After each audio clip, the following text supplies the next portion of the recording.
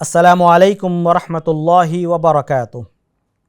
الحمدللہ رب العالمین والصلاة والسلام علی رسولہ الکریم، اما بعد۔ محترم ناظرین اکرام، ہم آپ تمام کا استقبال کرتے ہیں آپ کے اپنے پسندیدہ پروگرام گفتگو میں۔ اس پروگرام میں ہم آپ کی ملاقات محترم علماء کرام سے کراتے ہیں تاکہ دینی، شرعی اور دنیاوی رہنمائی علماء کرام سے ہم حاصل کریں۔ الحمدللہ آج ہمارے ساتھ فضیلت الشیخ فاروق سعید مدنی حفظہ اللہ موجود ہیں، جو علماء مرسی ٹیم کے صدر ہیں۔ آئیے سب سے پہلے ہم شیخ محترم کا استقبال کریں اور پھر اپنے موضوع کی طرف آگے بڑھیں۔ شیخ محترم، ہم آپ کا استقبال کرتے ہیں، اہلا وسہلا و مرحبا۔ بارک اللہ فیکم۔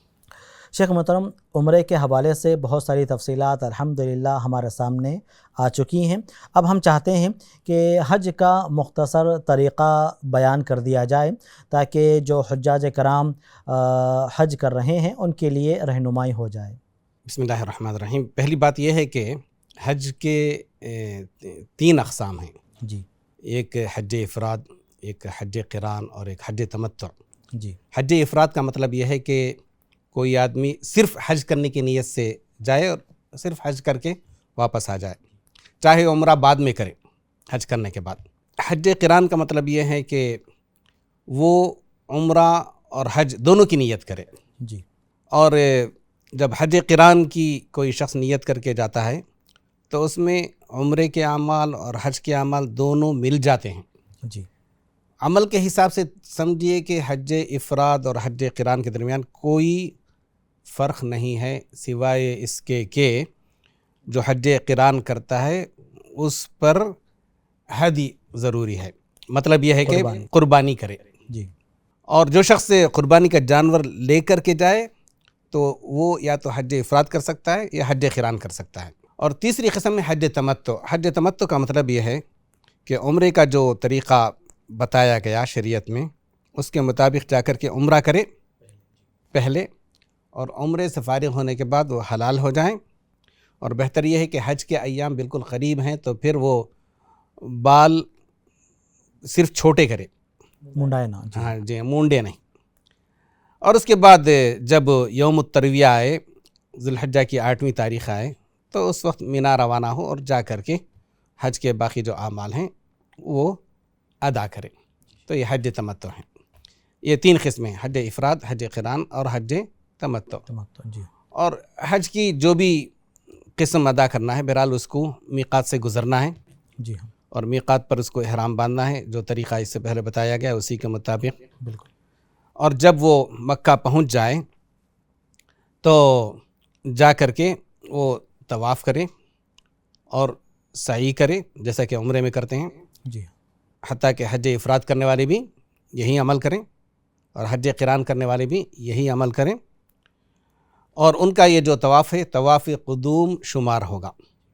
سعی بھی اگر اسی وقت کر لیتے ہیں تو زیادہ بہتر ہے، حج افراد اور حج قران کرنے والے۔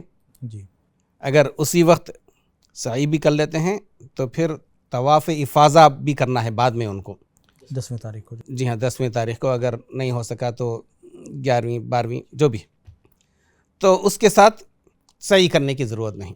اگر اس وقت انہوں نے سعی نہیں کی، کسی وجہ سے صرف طواف کر لیا، تو بعد میں ان کو سعی بھی کرنی ہوگی طواف افاضہ کے ساتھ۔ جی، اور جو حج تمتع کر رہے ہیں ان کو چاہیے کہ وہ عمرے کے جو اعمال ہیں وہ بجا لائیں، مکمل۔ جیسے عمرہ کرتے ہیں ویسے عمرہ کر لیں۔ جی ہاں، عمرہ کرنے کے بعد وہ بالوں کو کم کر کے حلال ہو جائیں، اور اس بعد ہر وہ چیز جو ان کے اوپر حرام تھی وہ جائز ہو جائے گی۔ احرام کی حالت میں جو جائز نہ تھی وہ جائز ہو جائے گی، جب تک کہ دوبارہ وہ حج کے لیے احرام نہ باندھ لیں۔ جی، تو یہ جو ہے حج افراد، حج قران اور حج تمتع کرنے والوں کو یہ اعمال بجا لانے ہیں۔ حج تمتع میں دوبارہ جو احرام باندھ رہے ہیں وہ کہاں سے باندھیں گے؟ اور کب باندھیں گے؟ جی، جو حج افراد اور حج قران کرنے والے ہیں وہ احرام کی حالت میں ہی رہیں گے۔ جی، البتہ حج تمتع کرنے والے، انہوں نے چونکہ عمرہ کرنے کے بعد احرام اتار دیا تھا، مطلب یہ کہ حلال ہو گئے تھے، جی، تو ان کو دوبارہ حج کا عمل شروع کرنا ہے یوم الترویہ کو۔ یوم الترویہ ذی الحجہ کی 8ویں تاریخ فجر کے بعد جی فجر کی نماز کے بعد ان کا جہاں پر قیام ہے مکے میں، وہیں سے وہ احرام باندھ لیں گے۔ احرام باندھنے کے لیے وہی طریقہ ہے کہ غسل کر لیں، مستحب ہے، اگر غسل نہیں کر سکے تو بھی چلتا ہے، اور احرام باندھنے کا وہی طریقہ ہے، نیت ہے۔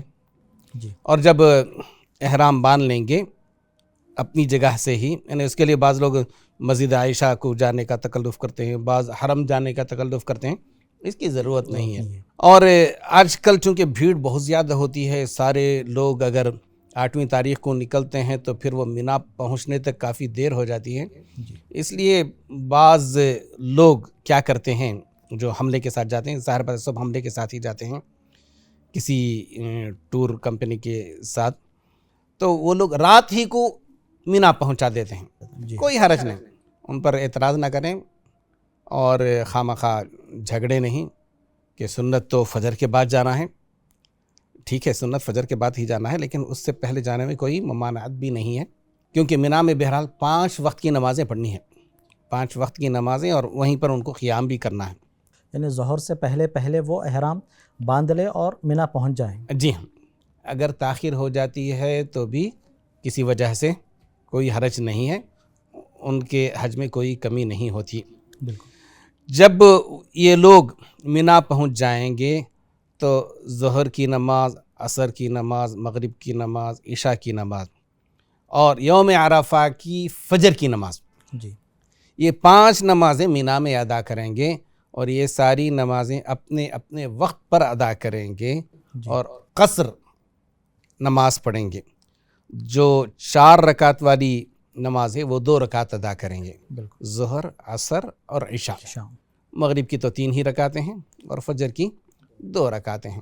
اب دوبارہ حج تمتع کرنے والوں کا بھی حج ہو گیا، جی اور جو لوگ حج افراد یا حج قران کر رہے تھے وہ تو احرام کی حالت میں ہی ہیں، ان کا حج ہی چل رہا ہے، بالکل، تو وہ تلبیہ کہتے رہیں گے، اور جنہوں نے یوم الترویہ کو احرام باندھا تھا تو وہ بھی تلبیہ شروع کر دیں گے۔ بالکل، اور جیسے احرام کی حالت میں اگر کوئی عمرہ کر رہا ہو تو اس کے لیے جائز ہے کہ وہ تلبیہ کہے، یا دوسرے ذکر اذکار میں مشغول ہو، جی یا وہ قرآن مجید کی تلاوت کرے، اور آرام کرنے کا وقت ہے تو پھر آرام بھی کر لیں، کچھ ضروری باتیں ہیں تو اپنے ساتھیوں کے ساتھ بات چیت بھی کر سکتا ہے، کھا سکتا ہے، پی سکتا ہے، اس میں کوئی حرج نہیں ہے۔ جی البتہ یہ ہے کہ کسی قسم کی بد زبانی، اپنی زبان کو سنبھال کر کے رکھیں، کیونکہ قرآن مجید میں اللہ تعالیٰ نے فرمایا الحج اشہر معلومات فمن فرض فیہن الحج فلا رفث ولا فسوق ولا جدال فی الحج جی وما تفعلوا من خیر یعلمہ اللہ وتزودوا فإن خیر الزاد التقوی واتقون یا اولی الالباب۔ اس میں اللہ تعالیٰ نے فرمایا کہ ان مہینوں میں جو بھی حج کا ارادہ کرے اور حج کی نیت سے چلا جائے مکہ، تو اس کو رفث یعنی کوئی شہوت کا کام، حتیٰ کہ شہوت کی کوئی بات بھی نہیں کرنا ہے، اور اسی طرح سے اس کو کوئی گناہ کا کام نہیں کرنا ہے، ولا فسوق ولا جدال، کوئی لڑائی جھگڑا نہیں کرنا ہے، جی چونکہ سفر کا موقع ہے، سفر کی حالت میں رہتے ہیں، اور اس کے ساتھ ہی ساتھ وہاں پر بہت ساری پریشانیاں بھی ہوتی ہیں، مسائل ہیں، جی بہت سارے مسائل پیش آتے ہیں، کبھی وقت تاخیر پہ ہو بس جاتی نہیں آتی ہاں، ہے، بالکل، کھانے میں کبھی مناسب کھانے کا انتظام نہیں ہوتا ہے، کبھی تاخیر ہو جاتی ہے اس میں، کبھی مناسب جگہ آپ کو نہیں ملتی ہے بس میں مثال کے طور پہ، یا ٹرین سے جاتے ہیں جو اس میں بھی ذرا تاخیر ہو جاتی ہے، انتظار کرنا پڑتا ہے، بہت سارے مسائل پیش آتے ہیں۔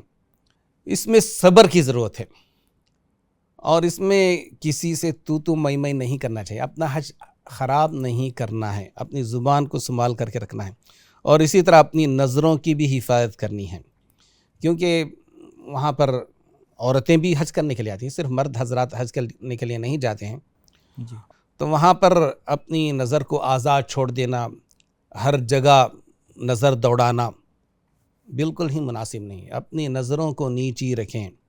تو یہ ہوا یوم الترویہ۔ یوم الترویہ کے بعد یوم عرفہ شروع ہوتا ہے 9ویں تاریخ کو۔ جی فجر کے بعد آپ کو میدان عرفات کی طرف روانہ ہونا ہے۔ میدان عرفات تقریباً مینا سے کوئی 10-12 کلومیٹر ہے، یا تو آپ بس کے ذریعے آپ کو جانے کی سہولت ملے گی، یا بعض لوگ پیدل بھی چلے جاتے ہیں، اور بعض لوگ ہیں جو ٹرین کے ذریعے پہنچتے ہیں۔ اپنے خیمے پہنچنے کے بعد وہاں پر آپ تھوڑی دیر آرام کرنا چاہتے ہیں، ابھی ظہر کا وقت نہیں ہوا ہے تو اس کی بھی اجازت ہے۔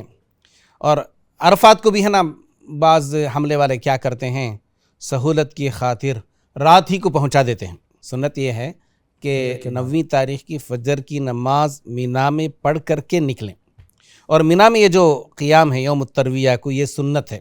جی اگر یہ عمل چھوٹ جاتا ہے تو بھی حج میں کوئی کمی نہیں ہوتی ہے۔ بالکل۔ اور اسی طرح سے اگر 1-2 نمازیں چھوٹ جاتی ہیں کسی وجہ سے تو بھی حج میں کوئی نقص پیدا نہیں ہوتا، سوائے اس کے کہ ایک سنت چھوٹ گئی۔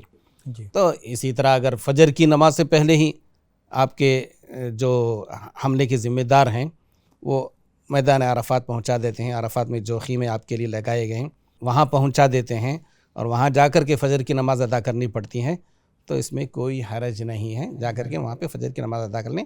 اور اس کے بعد ظہر سے پہلے آپ کو چاہیے کہ تیاری کر لیں، کھانے وغیرہ سے فارغ ہو جائیں، یا کھانا بعد میں بھی کھا سکتے ہیں، ناشتے سے فارغ ہو جائیں۔ ظہر سے پہلے آپ وضو وغیرہ کر لیں، وضو کر کے نماز کے لیے انتظار میں رہیں۔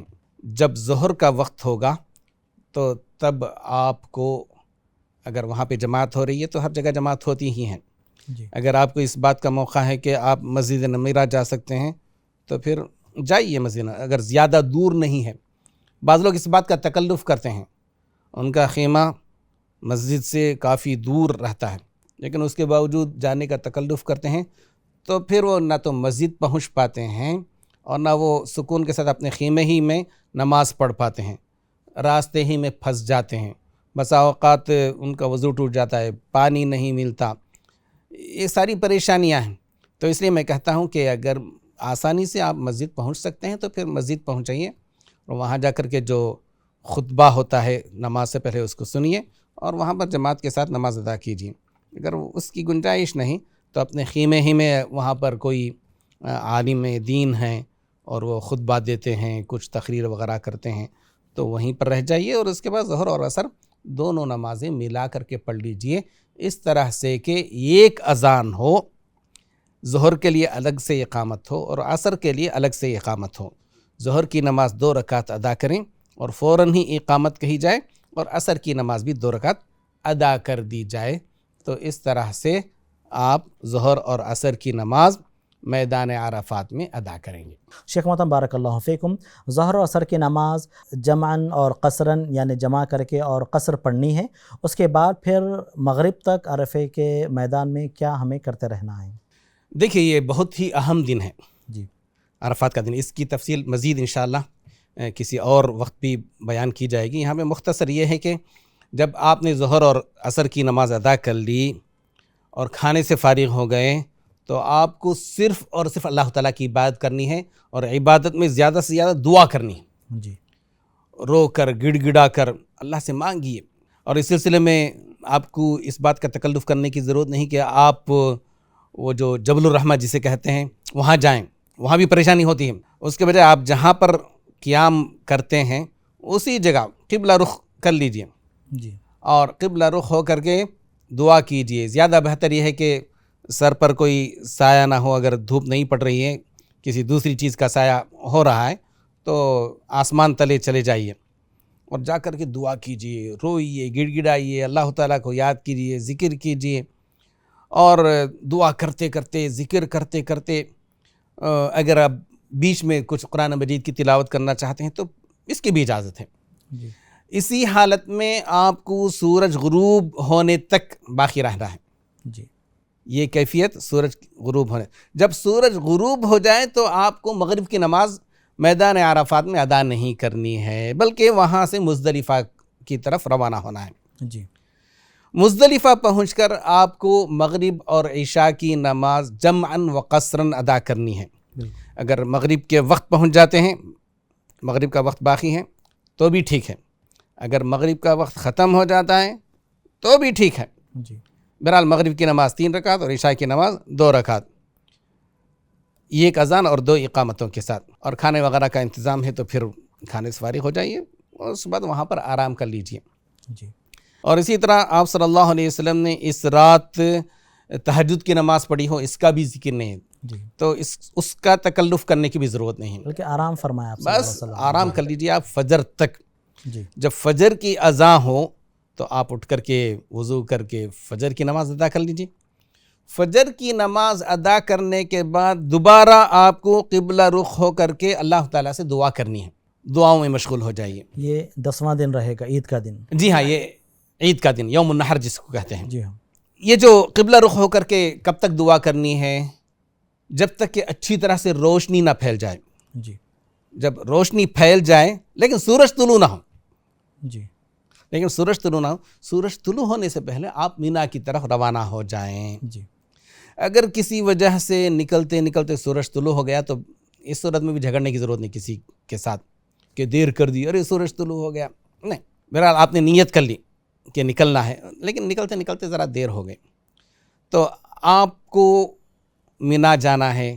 اگر آپ کے پاس کچھ سامان وغیرہ ہے تو پھر آپ جا کر کے سامان اپنے خیمے میں رکھ دیجئے. جی. جمرہ عقبہ کی طرف رخ کیجئے.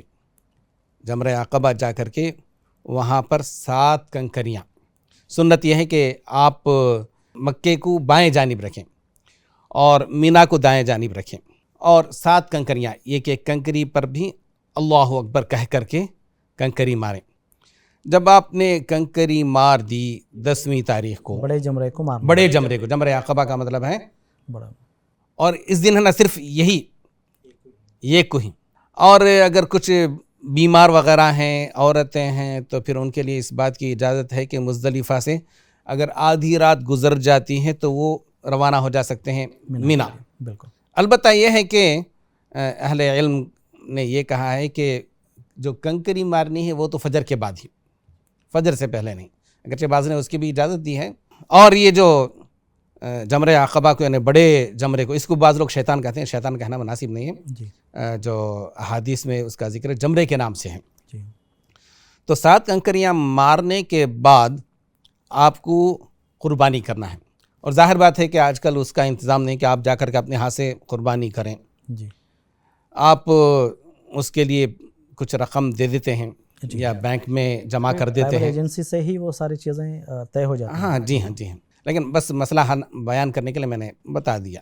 اچھا، اس کے بعد آپ بال نکال سکتے ہیں، حلق کر لیں. حلق کرنا زیادہ افضل ہے. آپ صلی اللہ علیہ وسلم نے 3 مرتبہ رحمت کی دعا کی محلقین کے لیے، جو کہ حلق کرتے ہیں، پوری طرح سے بال نکال دیتے ہیں. اور یہاں بھی ایک بات یاد رکھنی ہے کہ سر کے بال نکالنے ہیں، داڑھی نہیں کاٹنی ہے. جی. اس کے بعد آپ تحلل اول اختیار کر سکتے. تحلل اول کا مطلب یہ ہے کہ آپ پر جو جو چیزیں حرام تھیں احرام کی حالت میں، وہ ساری کی ساری حلال ہو جائیں گی، سوائے اس کے کہ آپ اپنی بیوی کے قریب نہیں جا سکتے، ہم بستری نہیں کر سکتے، وہاں پہ اس کی گنجائش بھی نہیں ہے. یعنی احرام کھول دیں گے ہم. احرام کھول دیں گے، سادہ جو لباس ہے اس کو پہن لیں گے، خوشبو وغیرہ بھی لگا سکتے ہیں، بلکہ خوشبو لگانا اس حالت میں سنت ہے. اور یہ جو قربانی کا جو مسئلہ ہے، جو حج افراد کر رہے ہیں ان پر قربانی نہیں ہے، جو حج تمتع کر رہے ہیں اور حج قران کر رہے ہیں ان پر قربانی ہے. تو اس طرح سے یہ جو حج کا جو عمل ہے ایک بڑا حصہ ختم ہو گیا. جی. اس کے بعد آپ کو مکہ جانا ہے، مکہ جا کر کے طواف کرنا ہے، اور اس کو طواف افاضہ کہتے ہیں. جی. اور یہ حج کا ایک رکن ہے، ضروری ہے. جس نے حج قران یا حج افراد یا حج تمتع کرنے والے نے تو عمرے کا طواف کیا تھا، اور حج قران اور حج افراد کرنے والوں نے جو طواف کیا پہلے وہ طواف قدوم تھا. بالکل. کسی بھی قسم کا حج کر رہے ہوں، یہ جو طواف کرنا ہے ضروری ہے، طواف افاضہ. اور یہ ایسا طواف ہے کہ بغیر احرام کے آپ کریں گے، یعنی احرام کا جو کپڑا ہے اس کے بغیر سادہ لباس میں کریں گے. کہ ہم حلال ہو گئے ہیں. جی. تحلل اول ہو. ہاں، البتہ یہاں پر ایک مسئلہ ہے کہ اگر کوئی شخص کنکری مارنے کے بعد خیمہ نہیں گیا، جا کر کے کپڑے نہیں بدلے، اس نے کہا کہ زیادہ میرے لیے آسان یہ ہے کہ ایسے ہی میں چلا جاؤں مکہ، جا کر کے طواف کر لوں، احرام کی حالت میں ہی، جی ہاں. احرام کی حالت تو ختم ہو گئی، بس احرام کا کپڑا پہنا ہوا ہے. لیکن اگر اس کے لیے کم سے کم 2 کام ہمیں کر لینے ہیں جی تحلل اول کے لیے، جی جی کم سے کم 2 کام پہلے کر لیں کہ ایک تو یہ ہے کہ ایک تو جمرہ عقبہ کو کنکری مارنا ہے، اور سر کے بال. دوسرا سر کے بال نکالنا ہے، تو ہم احرام کھول دے سکتے ہیں. جی ہاں کھول دے سکتے ہیں، لیکن کھولنا لازمی نہیں ہے. اگر کوئی ٹھیک ہے جی اسی میں اگر ہے تو طواف کر لے سکتا جی ہے. اور جا کر کے وہ طواف کر لیں. اور یہ جو طواف ہے اس میں رمل نہیں ہے، جی صرف سادہ طریقے سے آپ طواف کریں. 7 چکر جیسے طواف کرتے ہیں وہ طواف کر لینا ہے. اور طواف کے بعد جو 2 رکعت ادا کرنا ہے وہ 2 رکعت بھی ادا کریں گے. حج افراد کرنے والے ہیں، حج قران کرنے والے ہیں، اگر انہوں نے پہلے ہی سعی کر لی ہے تو پھر ان پر سعی نہیں ہے. جی ہاں. البتہ جو حج تمتع کر رہے ہیں ان کو اور ایک سعی کرنی ہے حج کی. وہ پہلے جو سعی کی تھی وہ عمرے کی سعی تھی. بالکل. اور اس کے بعد آپ پر ضروری ہے کہ رات ہونے سے پہلے دوبارہ مینا چلے جائیں، جی یا کم از کم آدھی رات گزرنے سے پہلے کیونکہ مینا میں مبیت واجب ہے. جی کم از کم آدھی رات مینا میں گزارنا ضروری ہے. تو مینا واپس جائیں اور جا کر کے وہاں پر رات گزاریں. جی. اور باقی بیچ کی جو نمازیں ہیں اگر آپ مکہ ہی میں ادا کر لیتے ہیں تو یہ بھی جائز ہے. آپ صلی اللہ علیہ وسلم ظہر کی نماز پڑھ کر کے واپس چلے گئے تھے، جی لیکن بعض لوگوں کو طواف کرتے کرتے ذرا تاخیر ہو جاتی ہیں تو عصر بھی وہاں پڑھ لیتے ہیں، بعض اوقات مغرب بھی پڑھ لیتے ہیں، بعض اوقات عشاء بھی پڑھ لیتے ہیں، اس کے بعد جانا نصیب ہوتا ہے تو اس میں کوئی حرج نہیں ہے. تو مینا جا کر کے وہاں پہ رات گزارنی ہے. اور اس کے بعد یہ 11ویں رات ہے جو مینا میں گزارنی ہے، اور 11ویں دن اور وہاں پر ساری نمازیں اپنے وقت پر قصر ادا کریں گے.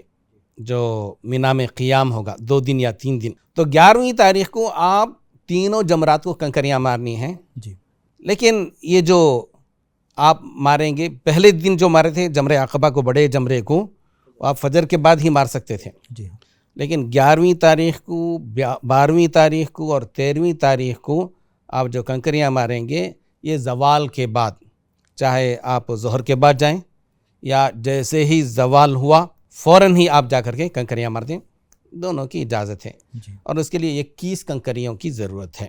اور یہ جو کنکریاں ہیں آپ کہیں سے بھی حاصل کر سکتے ہیں. بعض لوگ اس بات کا تکلف کرتے ہیں کہ وہ جو مزدلفہ ہے وہیں سے ساری کنکریاں جمع کر کے لاتے ہیں.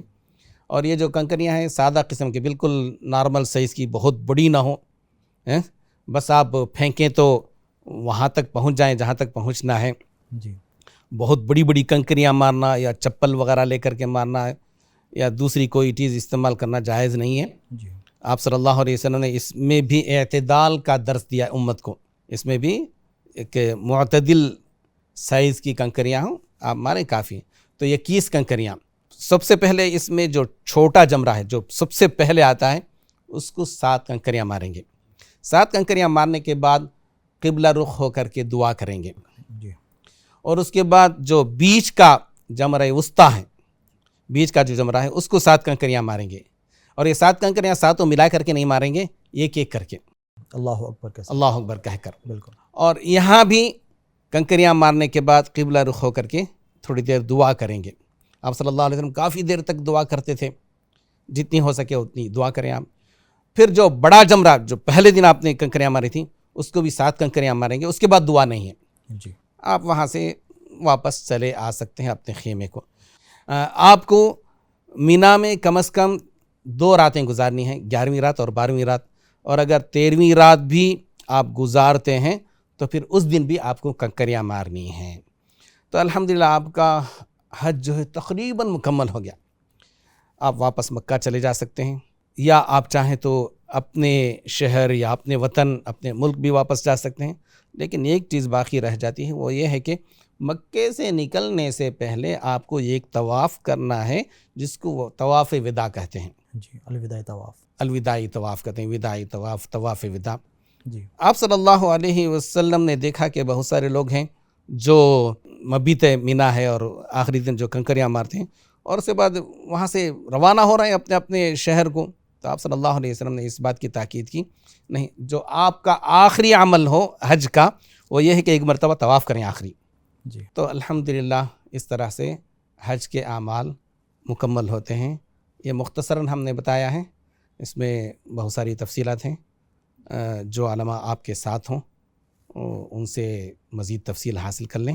بالکل. اور ہم اللہ تعالیٰ سے دعا کرتے ہیں کہ جو لوگ حج کے لیے آئے ہیں اللہ تعالیٰ ان کے حج کو قبول فرمائے، آمین اور حج کے اعمال میں اللہ تعالیٰ آسانی عطا فرمائے، آمین. اور جو بھی مشکلات ہیں اللہ تعالیٰ ان پر صبر کرنے کی بھی توفیق دیں، اور ان کو اللہ تعالیٰ صحیح سلامت پورے اجر و ثواب کو لوٹنے کے بعد اپنے وطن بھی واپس پہنچنے کی اللہ تعالیٰ توفیق دے. آمین. جزاکم اللہ خیرا. محترم ناظرین کرام، یہاں پر ہمارا ایپیسوڈ ختم ہو رہا ہے. انشاءاللہ تعالی نئے موضوع کے ساتھ اگلے ایپیسوڈ میں آپ سے ضرور ملاقات ہوگی. تب تک کے لیے اجازت دیجیے. جزاکم اللہ خیرا. وآخر دعوانا الحمد للہ رب العالمین وصلی اللہ علی نبینا محمد.